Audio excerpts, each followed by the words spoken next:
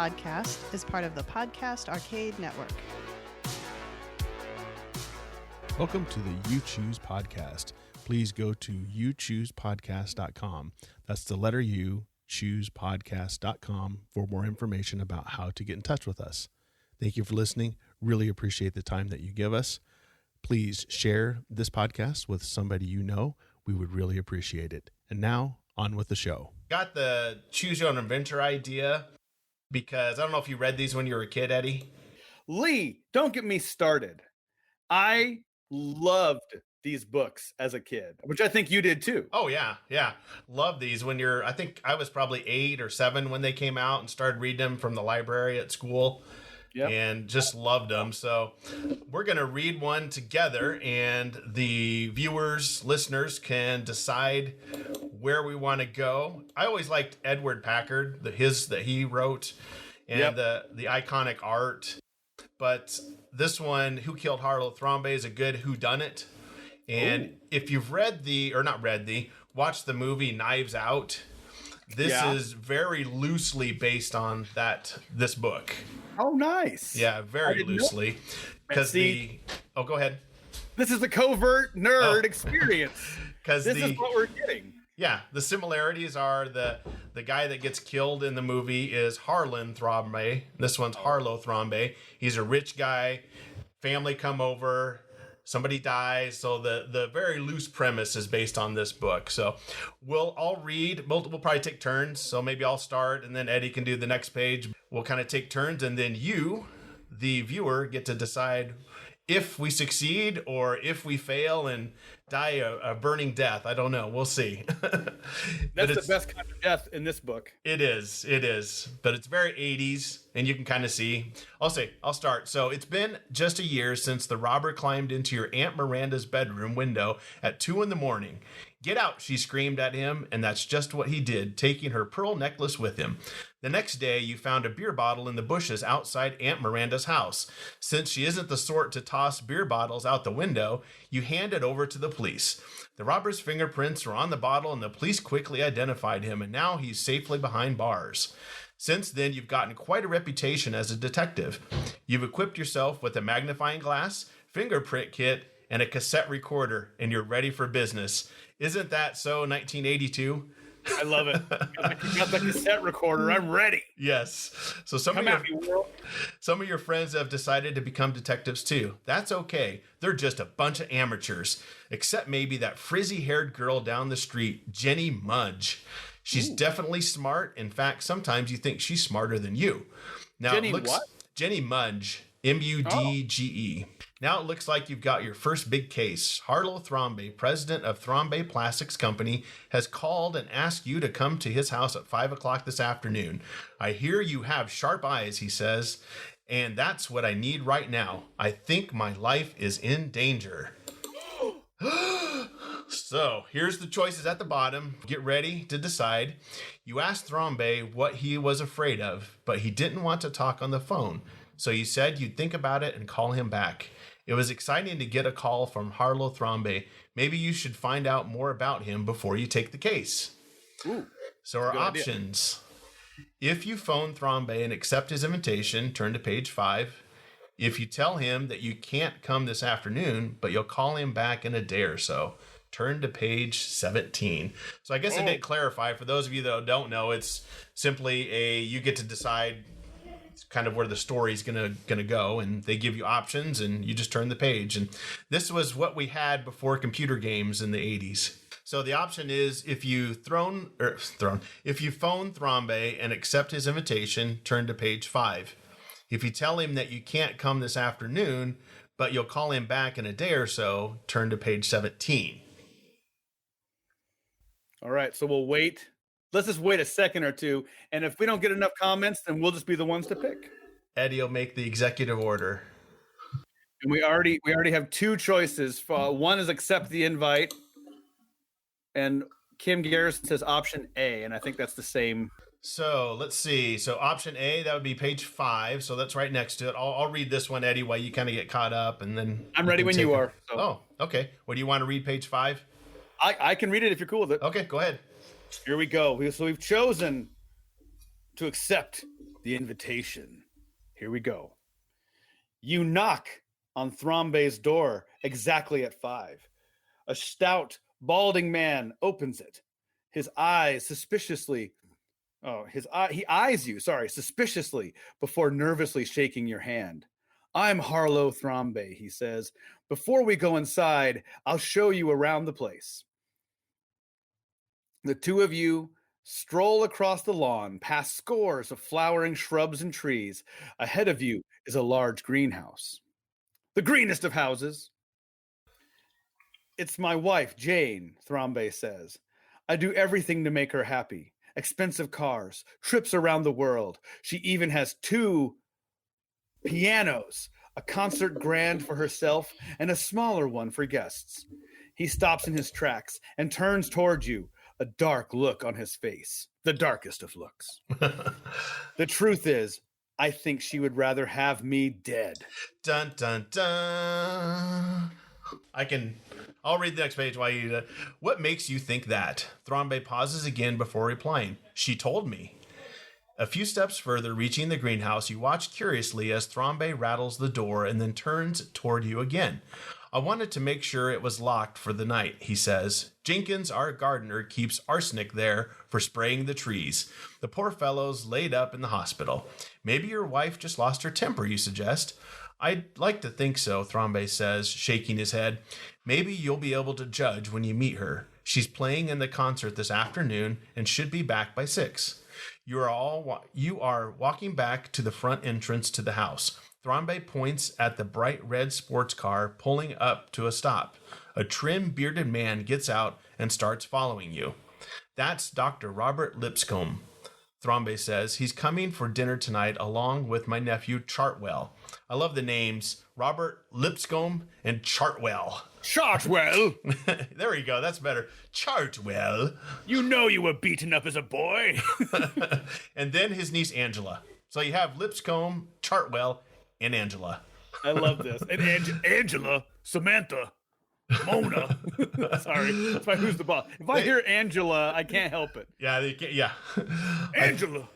Angela and Robert are planning to marry. I want to get to know Robert better, so I asked him to come early and play a few games of pool. Do you want to join us, or would you rather take a look around the place? There's no one here but Helga, our cook. So we have Helga, Chartwell, and Lipscomb. That is amazing.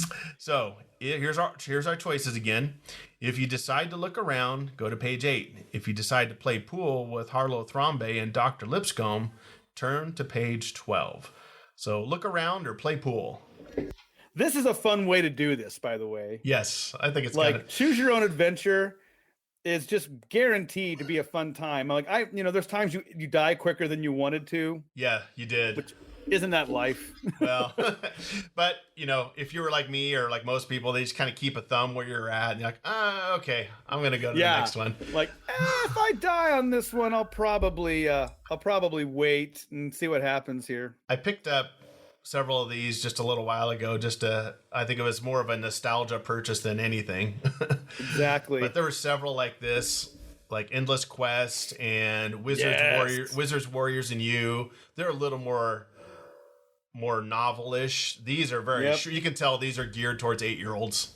Exactly. So, and I'm with you. I'm now fully borrowed, so okay, good to go. All right. So we have one so far. Play pool, take his money. And then and one look around. Amanda says look around. So we're split. Let's wait to see if we have a tiebreaker because you don't want to. Jesse says we should take his money. Take the rich guy's money. Yeah, I love these. Are just so dipped in 80s twice. Oh, they really are. Dipped in the 80s chocolate. But these are fun. Like I said, these were before you had video games, so these were kind of how you got to control what was going on a little bit. We got 2 look around and 1 play pool, so we're gonna look around. All right, so we're going to page 8. So this is all text mainly here, but so you want me to? I can take this one if you like. You take this one. I'll take the next one. Here we go. Page 8. You walk through the rear hall and into the pantry, where you hear voices coming from the kitchen. A woman and a young girl are talking. Do you really think Mr. Thrombey's life is in danger? The girl asks. I don't know, the woman replies, but I've seen his niece, Angela, snooping through his papers, and his nephew, Chartwell, prowling about the grounds. Stepping around the corner, you meet a tiny blonde-haired woman wearing a white blouse, the one and only Kim Garrison of Starlight Studios. Not Jenny Mudge. Kim No. Garrison. Standing next to her, much to your surprise, is Jenny Mudge. "Hi, what are you doing here?" says Jenny. "Mr. Thrombey asked me over," you reply. "What are you doing here?" "Oh, have you met Helga?" Jenny says. "I'm in her cooking class at the Y." Does it get more 80s? Oh, Does yeah. it get more 80s? No. And I invited myself over to see her kitchen and learn how to make my favorite chocolate cake. Notice how she says, "I invited myself over." Yeah. Can you do that? I guess if you're Jenny Mudge, you can. I guess Mudge is going to do what Mudge is going to do. That's right. Like, "Hey, why are you in my house?" "I invited myself over." "Okay, that's cool." As you introduce yourself to Helga, Jenny glances at her watch. "My gosh, it's 6 o'clock. I have to get home. Thanks, Helga, for for letting me in." She hurries out the back door. "See you later," she calls over her shoulder. You wonder whether Jenny came to learn cooking or to do detective work. Walking back toward the game room, you find Harlowe Thrombey standing in the hall, a puzzled look on his face. "I ended up playing pool alone," he says. "Robert said he had to make some phone calls in the library." Yeah, we would have, we couldn't be bothered to play with him. No. But he's not there now.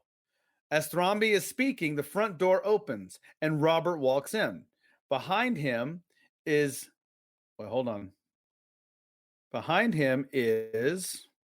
Thrombey's tall, stoop-shouldered nephew. I've never heard that phrase.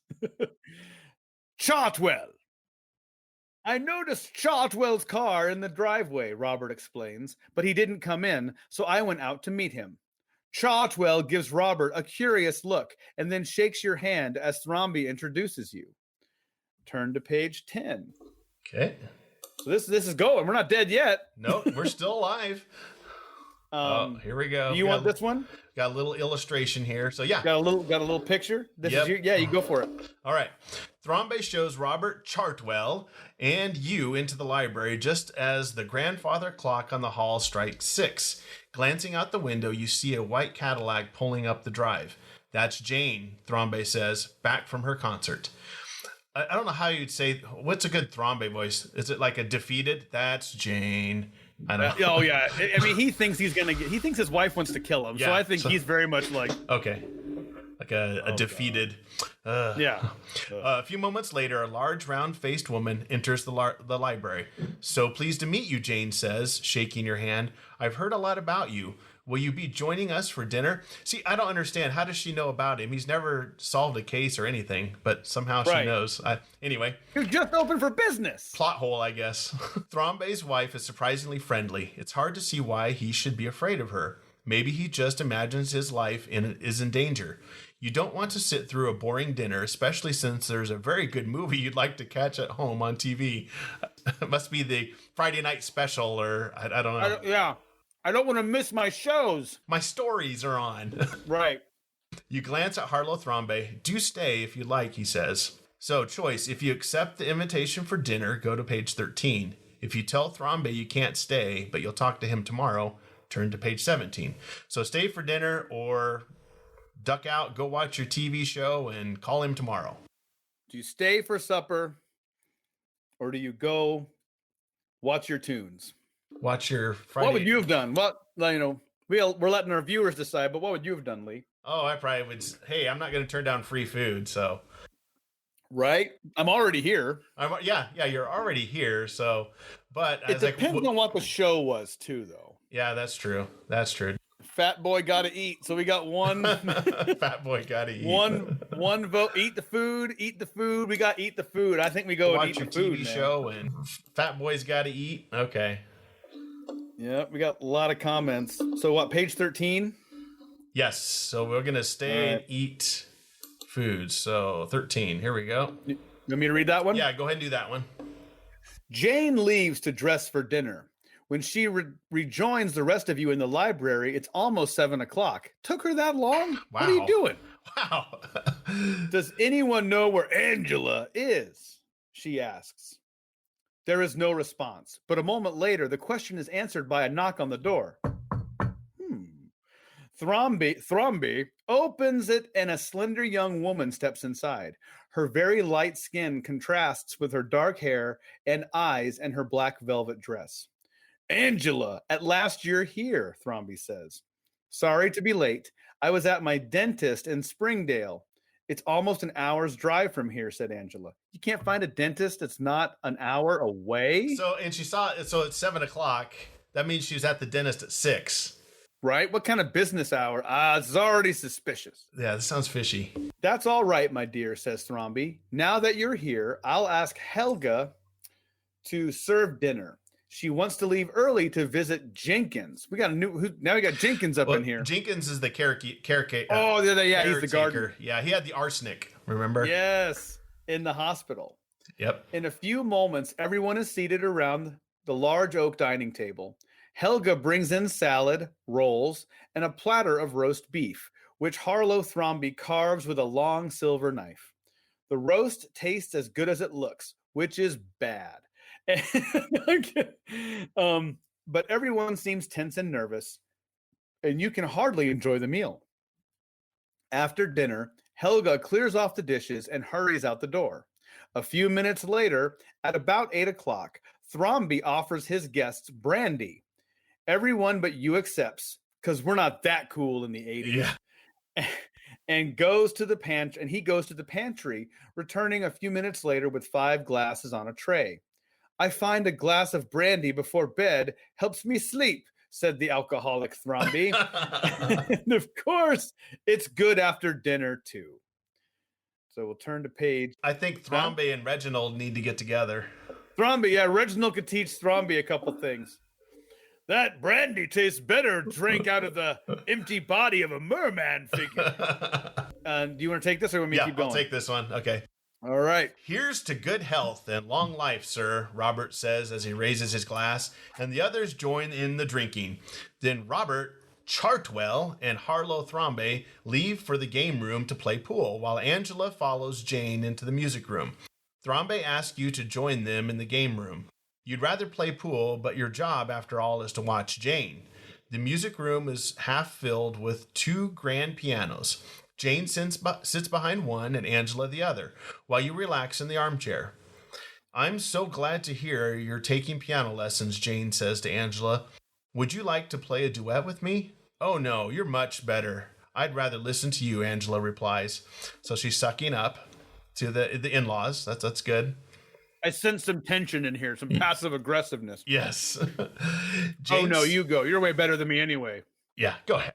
It's all right. Jane smiles at the compliment and she loudly strikes the first notes to Beethoven's Moonlight Sonata. You listen patiently for a half an hour until about 8:30, then slip out of the room and go to the library where you spend about 20 minutes looking at Thrombey's collection of books and hunting trophies.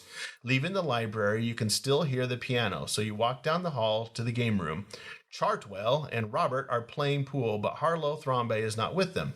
Suddenly, you hear a terrifying scream. Ah! Rushing in the hallway, you are shocked to see Harlowe Thrombey lurching towards you. He falls and lies moaning on the floor. The others come running, and Robert dashes to Thrombey's side. Jane starts to cry. Angela and Chartwell stand helplessly. So, see, Jane's crying, so she can't be the murderer. Or she's crazy. You run to the library and telephone for the ambulance. It takes a few minutes to get the call through. You rush back to Thrombey and stare a moment at his ashen gray face, then kneel down beside him. I've been poisoned, he gasps. Do you know who did it? For a moment, he struggles to get up, then falls back. Clutching at his throat, he whispers, It was... But those are his last words. You rush to the pantry where you find the open brandy bottle. Your watch reads 9:03. From the experience, you know you may be able to learn more before the police arrive than after. You must work quickly. You must work quickly, Batman. So if you decide to talk to the witnesses one at a time, turn to page 19. If you decide to talk to them as a group, turn to page 20. So talk to them one at a time or all together. There we go. That's the choice. Individually or as a group. I see, I'm torn on this, right? Because if you do it individually, then they won't know how to play off the other one.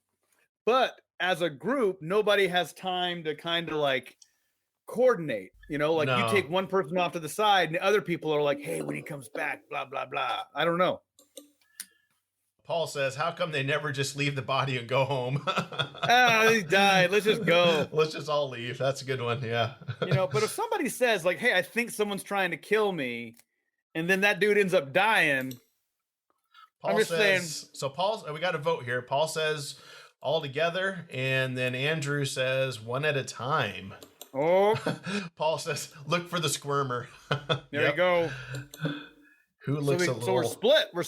We're split, 50-50. On a decision. 50-50. We need a tiebreaker here.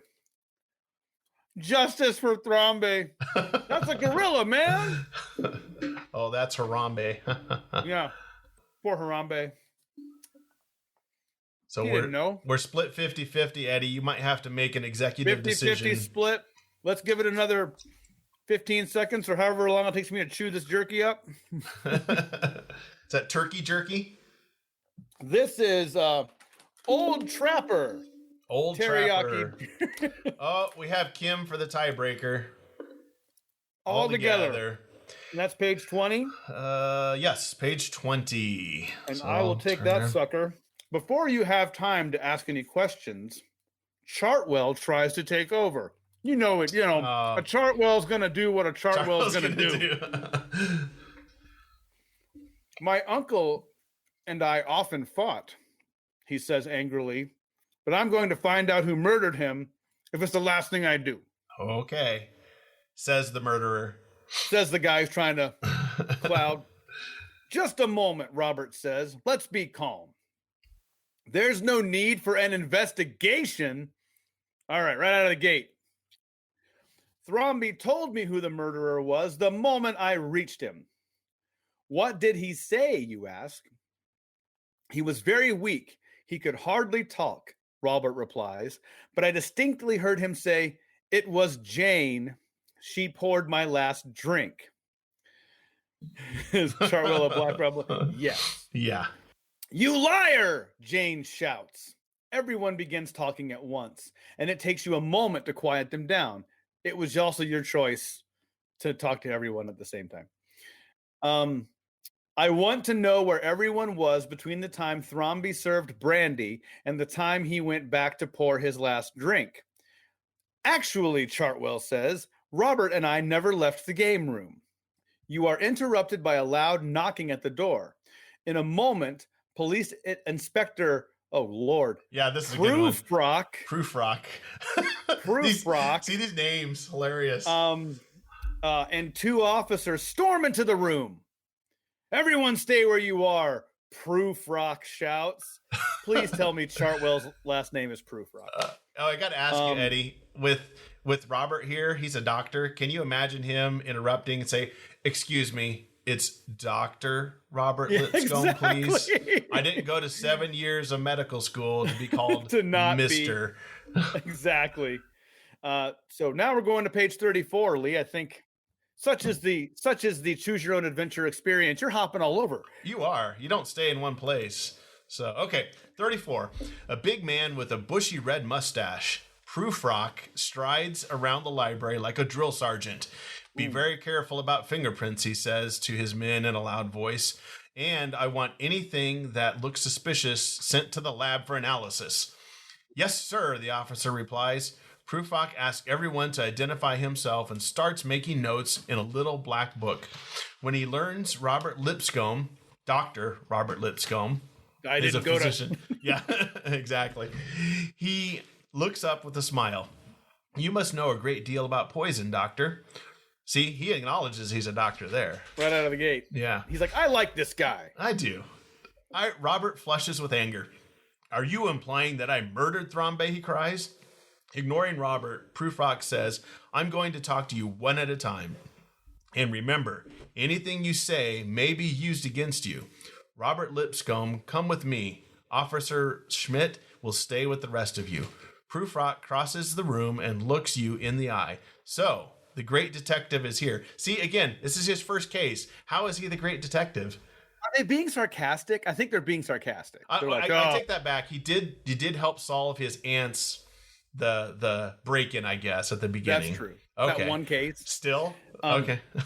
Plus, by the way, his partner is named, what's his partner's name? Schmidt. Schmidt, yeah. I want the 80s cop drama show, Prufrock and Schmidt. Yes! We have to have it. Prufrock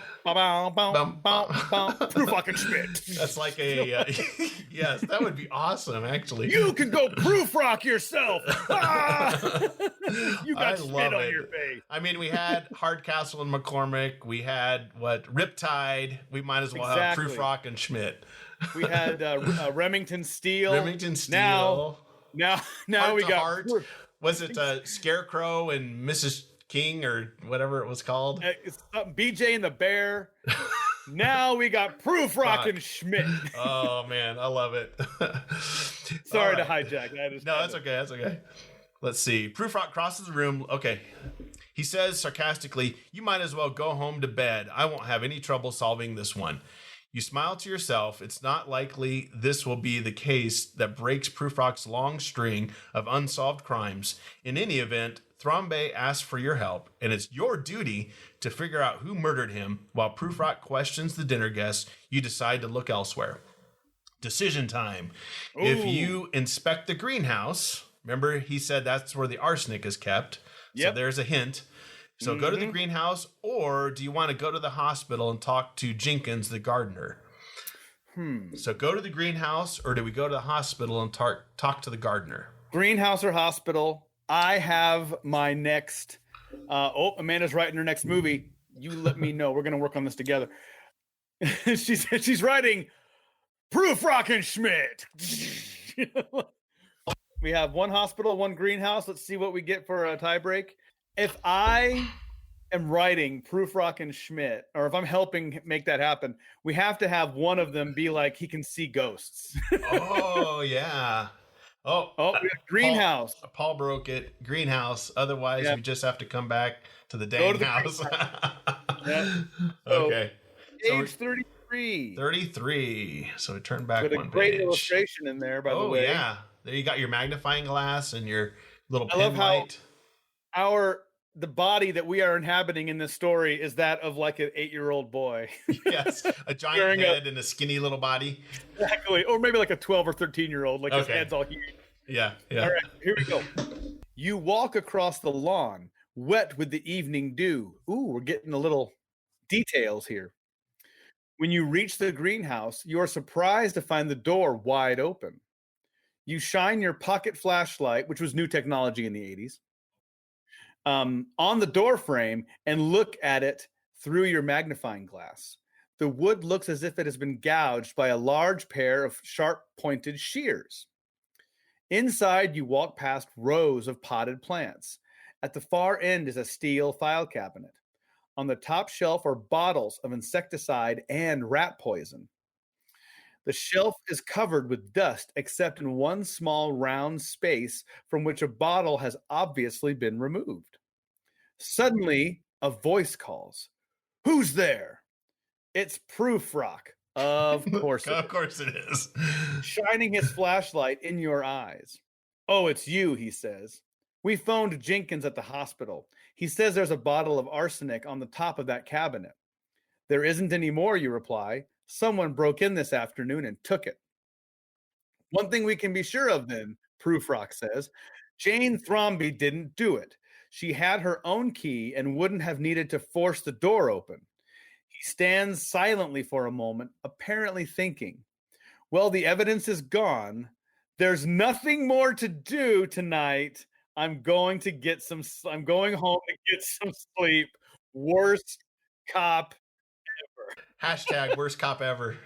Hashtag don't be a Prufrock. Did you have, I got to ask, Eddie, did you have the little pin light when you were a kid? Oh gosh, that one with the little button and it Yeah. would look at the pocket thing, or you could like put it in your pocket. Yep. Yes. Oh man, I wanted one so bad. I didn't get one till later, but yeah, you're right. That was like an 80s thing. Like a pin light. Yes. Oh man, and I would use that. I would use that and read these in the dead of night in my room. Oh, that's awesome. Okay. Talk about so here we go. If you check further for fingerprints and other clues in the greenhouse, turn to page 37. Or should we go back and check out the pantry? And I do think that's where they got the brandy from. So Yes. there you go. We can look around that greenhouse, or we can go in the pantry. Choice A or B.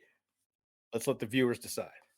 Look at Jesse. Proof rock is in the pudding. There it is. And Paul, how did he know we were going to page 33? Exactly. Oh, we got two pantries. Paul and Kim said, go to the pantry. Going to the pantry. I And think we're going to the pantry. take us to the pantry, Lee. By the time you return to the house, the dinner guests have left. Jane does not object to your looking around and searching under the refrigerator and behind the stove. Then you shine your flashlight outside. Something is glittering in the shrubbery. A minute later, you recover a bottle from the thick growth. The next morning, you visit Jenkins in the hospital. No doubt about it, he says. That's the arsenic bottle that was in the greenhouse. I remember the way a piece of the label was torn off. You thank Jenkins and head back to the Thrombey house. So we just jumped a bunch of time. It's evening, it's morning, it's Right. And time has no meaning in this house. yes. And it says Like we my need house. to, yeah. We go to page 44. Okay, so we have a lot of selections here, so everybody pay attention. We're in the deep choices now. Helga meets you at the front door and shows you into the library. Everyone else is here, she says. Inspector Proofrock, hope he got a nice night's sleep because he just took off. He asked him to meet him in the library at 9 o'clock, but he just called and says that his alarm clock didn't go off and he'll be a little late. So Proofrock. Proofrock, you are the worst. This stuff writes itself, Eddie. I think Proofrock and Schmidt will be a hit. Schmidt is holding this organization together. Here's our options. We got 1, 2, 3, 4, 5. 5 options here. Talk to Chartwell or Robert, Angela, Helga, and the last one, if you decide to walk around the grounds and think about the case for a while. So do we think about it? Do we talk to Helga, Angela, Robert, or Chartwell? Well, we know Proofrock isn't going to figure it out because he slept in because his alarm didn't go off. I'm going to start saying Proofrock whenever I mess things up. Like, I Proofrocked it up. Hashtag Proofrock. Hashtag Proofrock it up. So we got walk around, Helga, Angela, Robert, Chartwell. So many choices. We got walk, Wow. walks. We got 3 walks, so I guess we're walking. All right, page 64. Christopher walking. All right, here we are. Man, that must be what's her nuts? That's Jenny Mudge. Yeah. I almost said Jenny Fudge. Deciding you can probably think more clearly while taking a walk, truth, than by sitting in the musty house. Now, I thought it was a nice house. Now it's musty. Okay. Too good for this house? No kidding. You step outside and stroll through the gardens. As you approach the greenhouse, you are surprised to see Jenny Mudge. I bet you she did it. She killed him. She did it. Jenny Yep. Mudge. Standing by the door, she's measuring something with a ruler. Girl, you got to get a tape measure for that. You just used wrong tool. Yeah. Wow. She's out of her element. Totally 80s. Yeah, it is. Give me a ruler. With a ruler. Look, she calls to you. They match. Like, give me some context. Come on. No kidding. What? The marks where the door was pried open match the points of the shears Robert Lipscomb put in Chartwell's car. Still with the no doctor. Yeah, no doctor. Jenny starts across the lawn, headed home. She's going to drop that kind of truth nugget and then just walk home? Yeah, just instead of drop the mic, drop the ruler. I'm going home. She breaks it over her leg. Headed home. What do you make of that? She calls over her shoulder. She's acting real aloof. You walk back toward the entrance to the house. Several cars are parked in the driveway, including Prufrock's. Chartwell lets you in the front door, but as soon as you step in, he hurries out, headed toward his car. Okay, go to page 85. 85. Prufrock just decided to show up. Oh, you're finally here. You decided to grace us with your presence. You want me to keep going, or you want to take this one? I can do this one. Right, Prufrock strides towards you from the direction of the library. I've solved the murder, he shouts. Through the windows, you see Chartwell getting into his car. How interesting, you say. Who is it? You may have heard that the murderer poured arsenic into Thrombey's brandy bottle late in the evening. We found that Chartwell broke into the greenhouse using a pair of garden shears to pry the door open. We found the shears in his car. The blade points match the marks made when the murderer pried the padlock off the greenhouse door. I wouldn't be so sure of yourself, Prufrock says. The two of you look out the window as Chartwell roars down the driveway. Whose car is that? Prufrock demands. I'm afraid it belongs to the man you want to arrest, you reply. Prufrock rushes outdoors. You follow and watch him as he races to his car, jumps behind the wheel, fumbles for his keys. Where are the keys for this car? He yells. The policeman. Prufrock, you're a mess. You're a mess. Policeman rushes from the house, holding a set of keys up in the air. You told me never to leave them in the car, sir. He calls as he runs toward the car.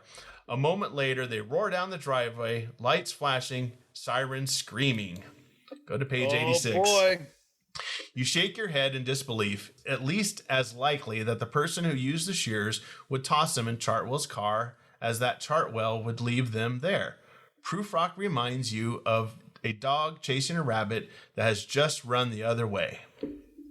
So let's go to page 89. Oh, I feel like we're getting there. Dun, dun, dun. Yep. There we go. Wow. You want me to read this? Yeah, go ahead. You return home because you missed your show. Yes. You return home for you have some work to do there before lunch. That's a weird way to phrase that. That is really, yeah. Like, we're not that far away from the 80s. That's weird. By the time you get back to the Thrombey house, no one seems to be at home. After ringing the bell several times, you try the door. It's unlocked. That's called pulling a mudge. A mudge. Inviting yourself over. It's unlocked, and you step inside and walk down the hall to the library. Suddenly, you feel the hard pressure of a gun to your back. Uh-oh. Don't move. Don't look around. A heavy hand on your shoulder shoves you into a chair. You dare not resist as your attacker wraps a towel tightly around your head and over your eyes and ties you to the chair. You hear papers rustling. Someone must be searching through Harlowe Thrombey's desk. You could probably get a hand free and rip off your blindfold, but that might be dangerous. Uh-oh. Guys, no pressure. If you're a choose your own adventure rookie, right now, this is where we might die. Yes. So if you rip off the blindfold, or do you sit quietly? All right, this is it. You gotta. I'm guessing one of these is gonna kill us. I'm on pins and needles. Blindfold. I hope it's a gun. Or just sit. Exactly. Me too. Maybe since we're running a little late, Eddie, we might want to just go ahead and pick, and we don't want to make. Oh yeah, I mean, we've let people pick, so we're okay, right? We're only a minute. Like we're towards the end here. I can tell you now. Yeah. So do we? I kind of want to rip the blindfold off personally. But, ooh, okay. Do we want to give our listeners rip the blindfold off? All right. Take it off. Take it off. Okay, we got to vote. So take it off. Reaching for your blindfold, you feel a smashing pain in your head. You are slowly waking up. Your head is pounding. A bandage covers half your scalp and one ear. You're lying somewhere. It must be the hospital. A doctor is standing next to you. We had to stitch you up a little, he says. It's not serious. You can walk out of here in the morning. He starts to leave and then turns back. Oh, they found this note next to you. He hands you an envelope from which you remove a small sheet of yellow ruled paper. It reads, "Drop this case or next time you'll end up in a cemetery." Nice. In this business, you have to take chances. Still, it might be healthier to solve this case in a hurry. Early the next morning, you walk out of the hospital into the bright sunshine thinking about Angela. Was she the one who broke into the greenhouse, took the arsenic, and poisoned the brandy? So do we investigate Angela, or do you decide it might be a good idea to check in with Jenny Mudge? The mysterious and aloof, which Doug Holmes find to be a funny word. Or was that? There it is. Doug Holmes. Aloof's a funny word. Aloof is a Jenny funny word. Mudge. Do you want a Jenny Mudge? We must have. Yeah, do we want to have people wait, or do we want to start deciding? Let's go ahead and decide. All right. I say we talk to Jenny Mudge. Okay, let's go to 95. 95. Wow, it's short. You waste no time in phoning Jenny. And then a lot of choices. Wow. Okay, this is different. If you asked Jenny to watch, Robert turned to page 97, Chartwell turned to page 98, Jane turned to page 99, Angela turned to page 100. If you didn't ask her to watch anyone, turn to page 96. Let's watch. We've kind of been talking to Robert and Chartwell. Let's go with Jane. Jane, the wife, because that's the one he thought wanted her dead anyway. He said, "My wife wants me dead, man." Yeah. I can read this if you'd like. Yeah, go ahead. Page 99, correct? Yep. Oh, sorry, Jenny says, "Oh, I wasn't able to find out much about Jane. Her lawyer came to visit a couple of times. I guess she's pretty worried." "I guess so," you reply.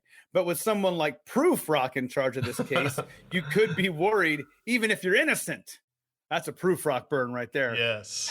Hashtag Proofrock burn. So now turn to page 101. Oh, my.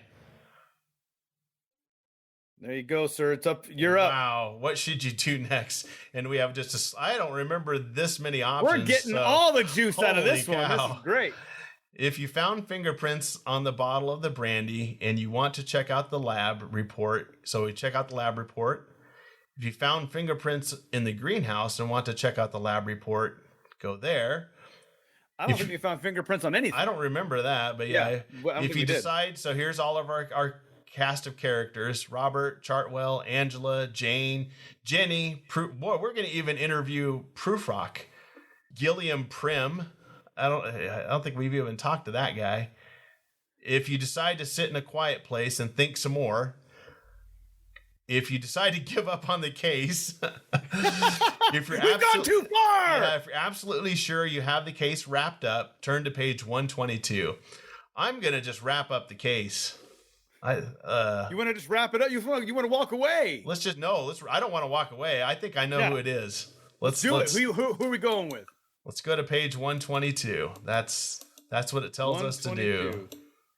Oh, I like how they have Proofrock as a suspect. 122. Wait. You return home and dial Proofrock's special number at police headquarters. Inspector Proofrock, you say with satisfaction. Sorry. Yeah, satisfaction. If you have a moment, I'll be glad to tell you exactly how Harlowe Thrombey was murdered. Dun, dun, dun. The end. The end. So I guess we solved the case? We solved the case, I guess. Holy moly, you solved the case. Do we know who did it? Man, we went deep on that. Usually I don't last that long. Usually I'm dead in the first couple of pages. Yeah. So I'm happy that it turned out that way, because at least we survived. We walked out alive. That's proof you did it right. And Eddie has a new TV show. Proofrock and Schmidt. Check your local listings. Well, hey, we went a little late. I know you got the next mega coming, so I'll duck out so you guys can do that. Thank you for listening. We really appreciate the time that you take to listen to this podcast. It's a lot of fun to do. Please participate. Go to youchoosepodcast.com for all the different ways you can reach out to us and be part of the show. That's youchoosepodcast.com. Again, thank you for listening. We really appreciate it.